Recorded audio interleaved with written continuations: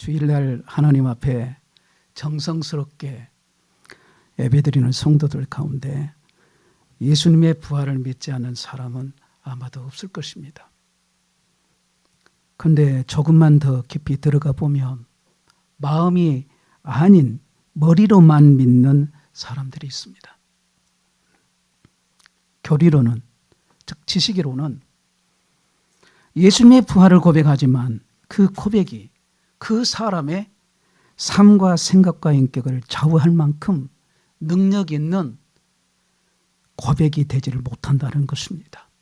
그래서 믿는 것 같은데 사실은 믿지 않는 사람들도 없잖아 있습니다. 믿으려고 하는데도 안 믿어지는 사람이 있다는 말입니다.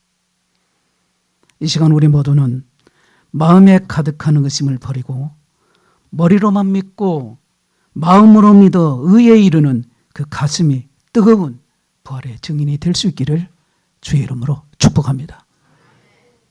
1절입니다. 안식 후 첫날 일찍이 아직 어두울 때에 막달라 마리아가 무덤에 와서 돌이 무덤에서 옮겨진 것을 보고, 부활의 첫날이 밝았지만 아직 사람들은 이 부활에 대해서 알지를 못할 때입니다.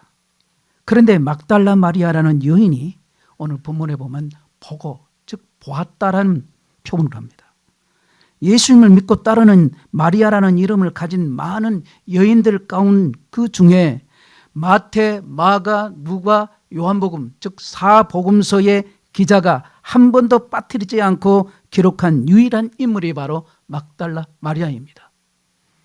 막달라 마리아는 첫 목적자 중 하나로서 그녀의 증언은 초기 기독교 공동체에 아주 큰 영향을 주었고 부활의 신앙의 중심이 되었습니다.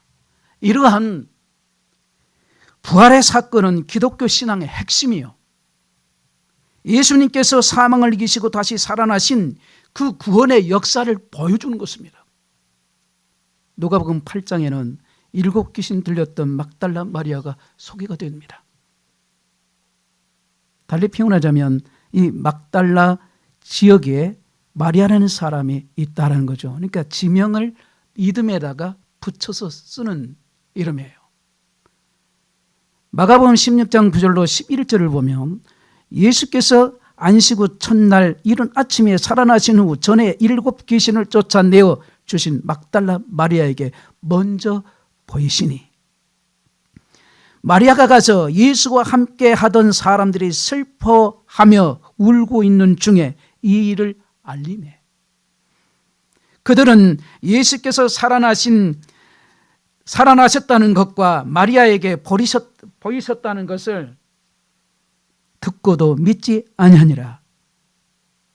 7 귀신을 쫓아내어 새롭게 된 마리아는 부활의 첫 번째 증인이 됩니다. 인생의 주인이 바뀌니 오직 예수님만 따르게 되는 것이죠. 그런데 이 여인은 예수님이 십자가에 매달리시는 것을 보고 죽으시는 것까지도 보게 되어서 큰 상실감을 겪게 되었는데 그 후에 어떻게 부활의 주님을 만나게 되는지 그 과정을 오늘 말씀을 통해서 살펴보려고 하는 것입니다. 그래서 오늘 말씀은 성경과 함께 찾아보면서 말씀을 전할 것이고, 그러므로 여러분들은 성경을 덮지 말고 눈으로 집중해서, 그리고 눈으로 보고 읽으세요. 소리 내지 마시고 저만 소리 낼게요. 오늘 본문 요한복음 20장 2절, 시몬 베드로와 예수께서 사랑하시던 그 다른 제자에게 달려가서 말하되 사람들이 주님을 무덤에서 가져다가 어디에 두었는지 우리가 알지 못하겠다 하니, 막달라 마리아는 즉 예수님의 부활이 일어난 날 새벽에 무덤을 찾아갔다가 예수님의 그 시신이 사라진 것을 발견하고 당황한 나머지 급히 시몬 베드로와 예수님께서 특별히 사랑하셨던 다른 제자 즉 요한에게 달려가 알립니다. 이 행동은 마리아의 그 절실함과 충격을 보여주고 동시에 제자들에게 부활의 초기 증거를 알리고자 함께 하기를 하는 의도를 담고 있음을 알 수가 있어요. 막달라 마리아가 예수님의 최측근인 베드로와 요한에게 가서 이야기를 전하죠. 아직 마리아의 생각 속에는 죽으신 예수님만을 생각하는 것입니다. 어디서 두었는지라는 이 말은 시신을 찾는 내용이죠. 3절에 베드로와 그 다른 제자가 나가서 무덤으로 갈새. 4절 둘이 같이 다름질을 하더니 그 다른 제자가 베드로보다 더 빨리 달려가서 먼저 무덤에 이르러. 그러니까 날이 아직 밝아오지 않는 새벽입니다. 그리고 5절 굽으로 세마포 놓인 것을 보았으나 들어가지는 아니하였더니, 여기 세마포는 좀 쉽게 이해하려면 수위 이렇게 생각하시면 쉽게 이해가 될 것입니다. 그런데 요한이 들어가지를 못해요. 무덤만 보는데 세마포를 보고 빈 것을 확인했습니다. 6절 시몬 베드로는 따라와서 무덤에 들어가 보니 세마포가 놓였고 베드로는 직접 들어가 보았습니다. 7절 또 머리를 쌌던 수건은 세마포와 함께 놓이지 않고 딴 곳에 쌌던 대로 놓여 있더라, 이렇게 말씀하죠. 이 말씀을 통해서 우리는 예수님이 부활하실 때 세마포를 풀고 일어나신 것이 아니라 몸이 세마포에서 그대로 빠져나오셨음을 알 수 있습니다. 8절 그때에야 무덤에 먼저 갔던 그 다른 제자도 들어가고 보고 믿더라 그랬습니다. 요한은 베드로가 들어가니 그제서야 들어가서 상황을 확인하죠. 보고 믿었다는 말은 부활을 믿는 것이 아닌 마리아가 말한 시신이 없다는 것이 진짜라는 것을 믿는 것이죠. 9절 그들은 다 같이 읽겠습니다. 9절 말씀 시작. 그들은 성경에 그가 죽은 자 가운데서 다시 살아나야 하리라 하신 말씀을 아직 알지 못하더라. 아멘. 이때 성경을 말할 때의 본문수는 조금 전에 읽었던 말씀에 성경은 구약 성경을 이야기하고 있어요. 제자들이나 여인마저도 예수님 시신이 없어진 사실을 인지하였으나 시신이 없어진 것이 이 부활이 일어난 것이라는 인식을 전혀 하지를 못하고 있다는 것을 알 수가 있어요. 10절 이에 두 제자가 자기들의 집에 들어가니라.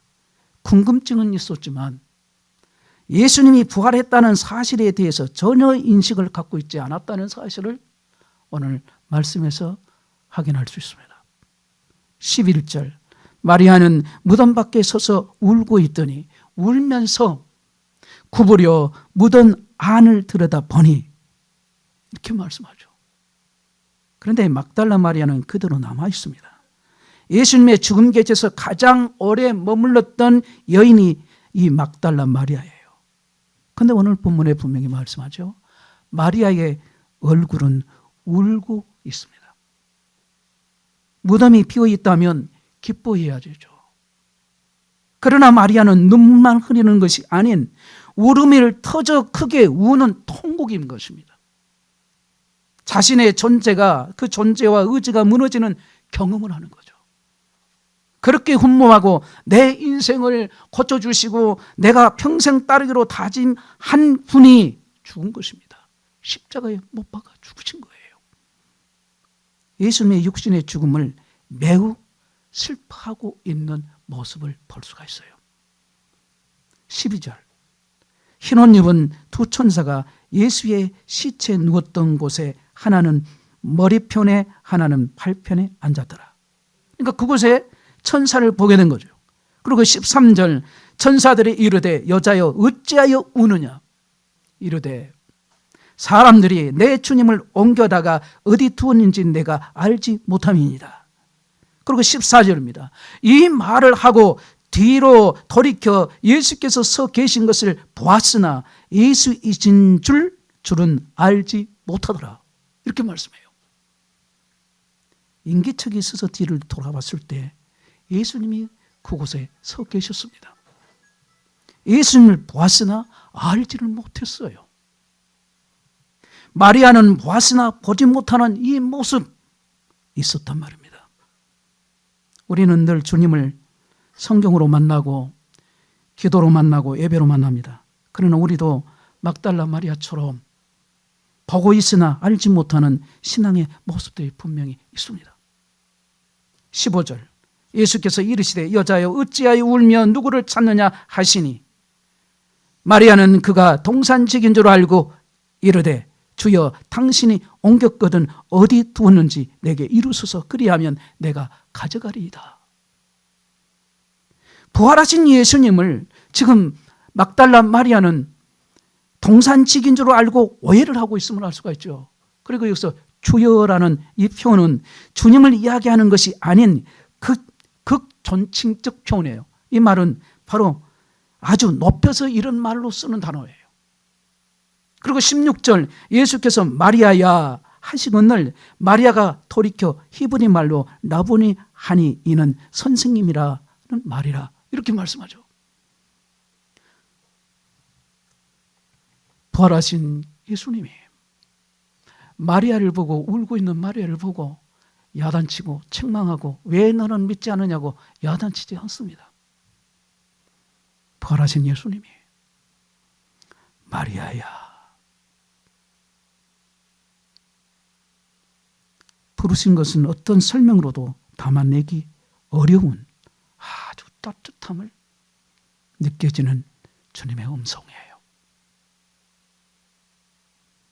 제가 그 표현을 다 어찌 표현을 다 할 수 없겠지만요.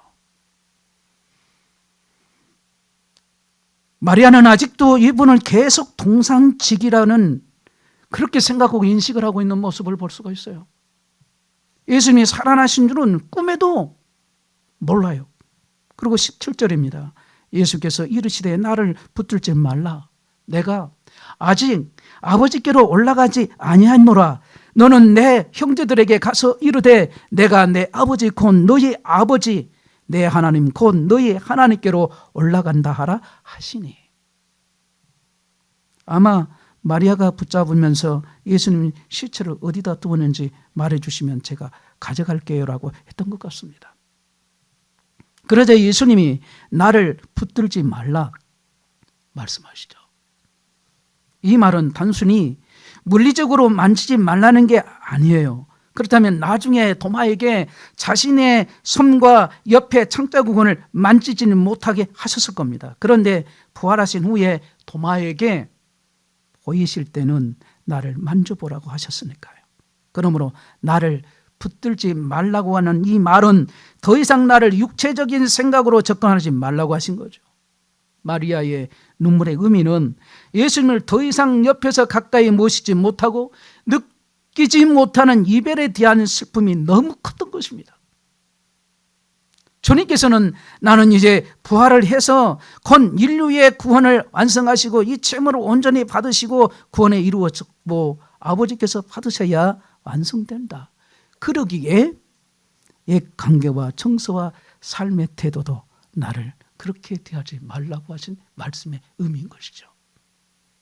그리고는 이 여인에게 첫 번째 사명을 맡기십니다. 18절입니다. 마리아 막달라가 가서 제자들에게 내가 주를 보았다 하고 또 주께서 자기에게 이르게 이렇게 말씀하셨다 이르니라. 마리아가 부활의 주님을 만나고 증인이 되었다는 것은 선교적 사명을 부여받은 것입니다.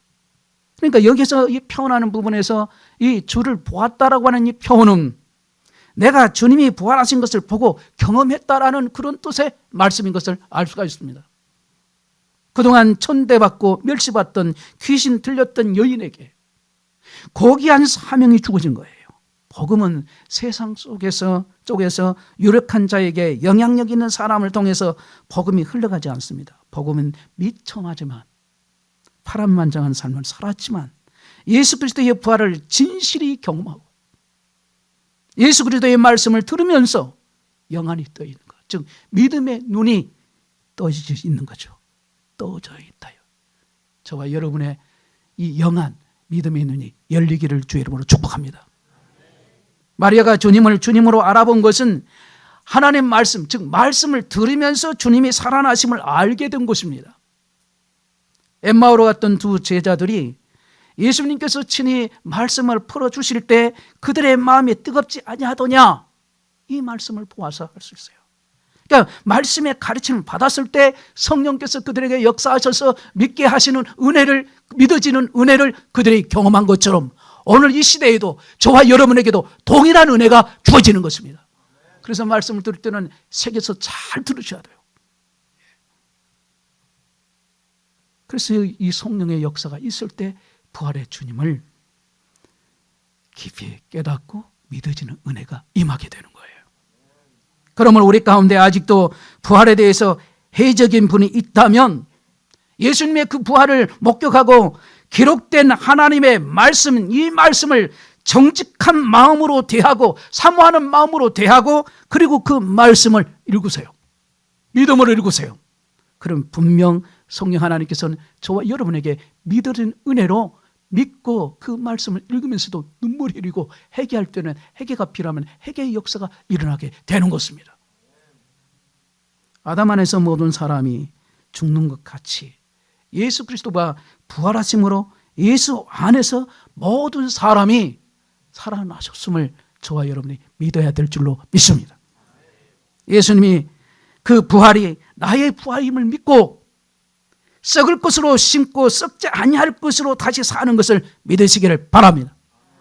욕된 것으로 심고 영광스러운 것으로 다시 사는 놀라운 부활의 축복이 그 축복을 믿으시기를 주의 이름으로 축복합니다. 이런 믿음이 철저하면 우리의 삶 가운데 그 구석구석 믿음의 그 영향이 미치기 시작되죠. 나의 사고, 즉 나의 생각,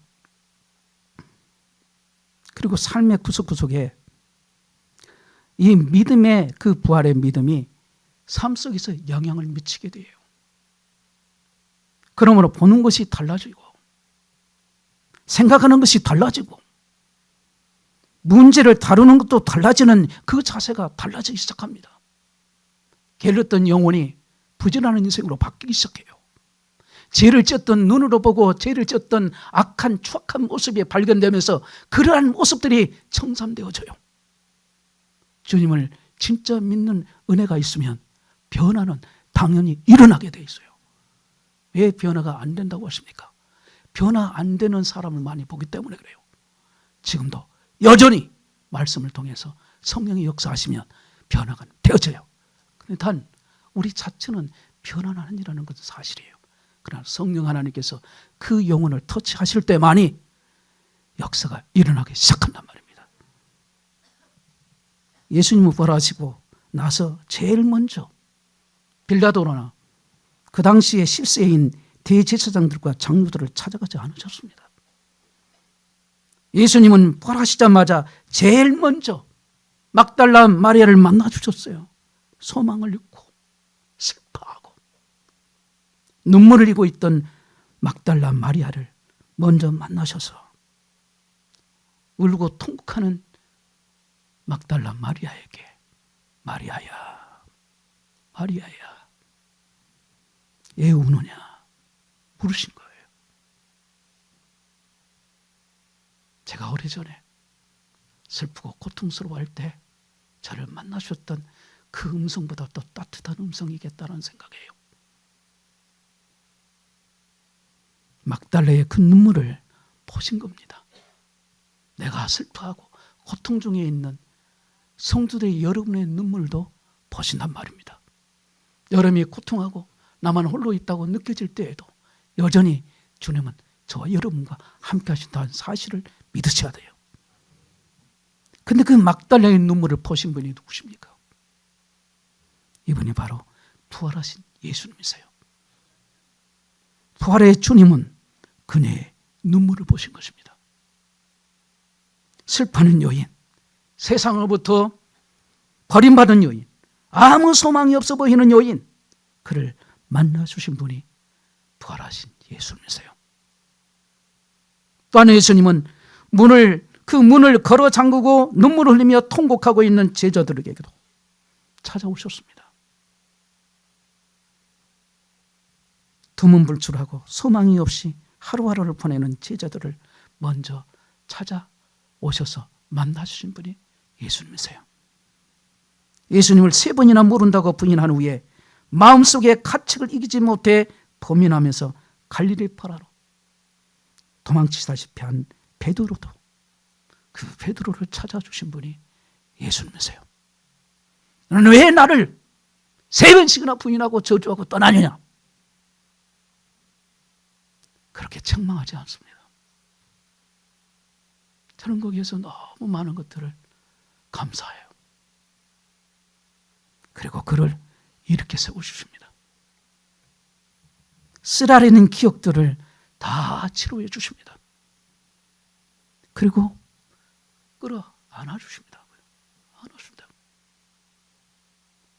오늘 우리 성도님들이 예배를 딱 마치고 나면 우리 성도 간에 좀 끌어 안아주세요. 안아주라니까 남자는 남자, 여자는 여자 이렇게 해야 돼요. 괜히 스파크 일어나면 곤란합니다. 안아주세요. 청년들 만나면 손 잡아주고 그들에게 소망을 주고 그들을 위해서 기도해주는 그런 오늘 저와 여러분들이 되어야 돼요. 우리 어린 아이들, 주일학교, 중고등부 아이들 보면 손을 잡아주고 내가 너를 사랑한다 그러면서 안아주고 축복해 주면 얼마나 좋겠습니까? 한번 잘못하면 그 잘못을 아주 얼마나, 그래도 야단치지 말라는 게 아니에요. 손을 넘으면 야단쳐야 돼요. 그러나 제가 말씀드리고 싶은 것은 그 마음에 미운 마음이 없는 사랑의 마음, 그게 중요해요. 야단치지 말라고 제가 가르친 게 아니에요. 야단을 치는 저와 여러분들이 사랑으로 야단치느냐 말이에요. 사랑이 없으면 변화는 안 일어나요.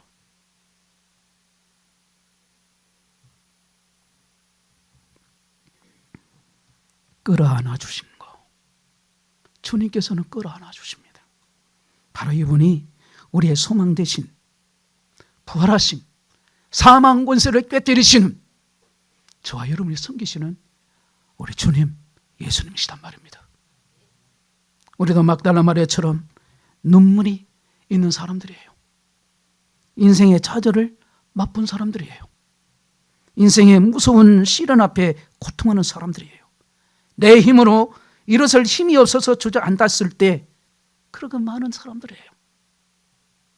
우리도 제자들처럼 실패한 사람들일 수 있습니다.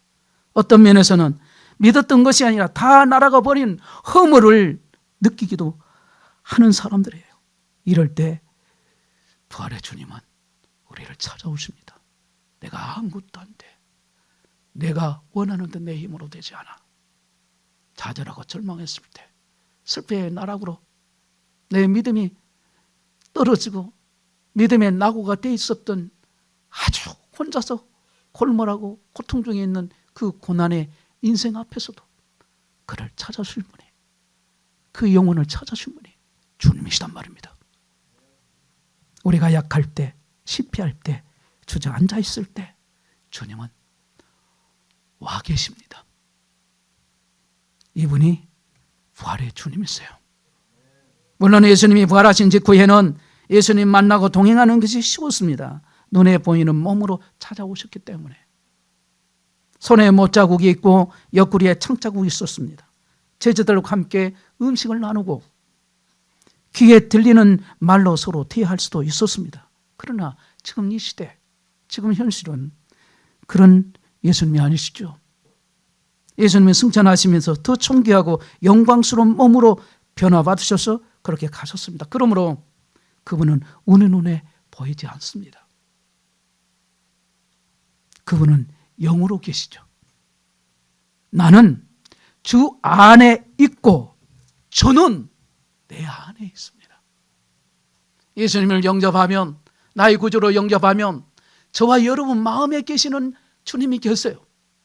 내 안에 계신 주님이 계시는데 어떻게 함부로 부쌈하고 함부로 욕하고 함부로 부정적인 해서는 안 될 그 선을 넘겼냐 말이에요.